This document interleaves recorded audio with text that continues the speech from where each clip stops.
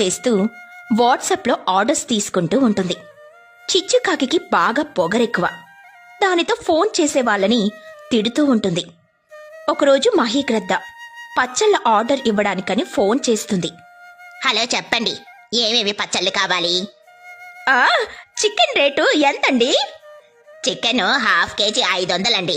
మీకెంత కావాలి? అమ్మో, 500? చాలా రేట్ అండి. అంతైతే ఎలా అండి? ఏంటి, నువ్వు ఈ పచ్చళ్ళు కూడా కొనలేకపోతున్నావు అంటే నువ్వు ఏ బ్రతుకుతున్నావో అర్థమవుతుంది. నువ్వు ఒక పని చెయ్యి, 4 ఏళ్లలో పాచి పని చేసుకుని బ్రతుకు. ముష్టి పచ్చళ్ళే కొనలేకపోతున్నావు, నీకెందుకు?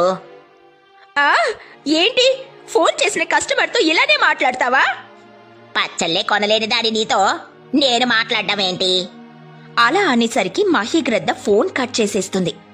మహీగ్రద్దకి బాగా కోపం వస్తుంది. అలా చిచ్చుకాకి తనకి ఫోన్ చేసే వాళ్ళందర్నీ కూడా బాగా తిడుతూ ఉంటుంది. దానితో అందరూ చాలా బాధపడతారు. చిచ్చుకాకి తన మనసులో, పచ్చళ్ళు కొనలేరు కానీ కబుర్లు మాత్రం చెబుతారు, రేట్ ఎక్కువంట. మరి ఆ మాత్రం ఉండకపోతే నాకు లాభం ఎలా వస్తుంది? కొనే వాళ్ళలా ఫోన్ చేయడం, అన్నీ అడిగి ఫోన్ పెట్టేయడం, నాకు కూడా అలానే కోపం వస్తుంది అని అనుకుంటుంది. అలా ఉండగా ఒకరోజు లూసీ పౌరం చిచ్చుకాకి ఫోన్ చేస్తుంది. చిచ్చుకాకి బాగా పొగరుగా మాట్లాడుతూ ఉంటుంది. మొన్న వాట్సాప్లో రేట్లు పెట్టారు కదండి, చాలా ఎక్కువగా ఉన్నాయి. అవునా, అయితే ఇప్పుడేం చెయ్యను?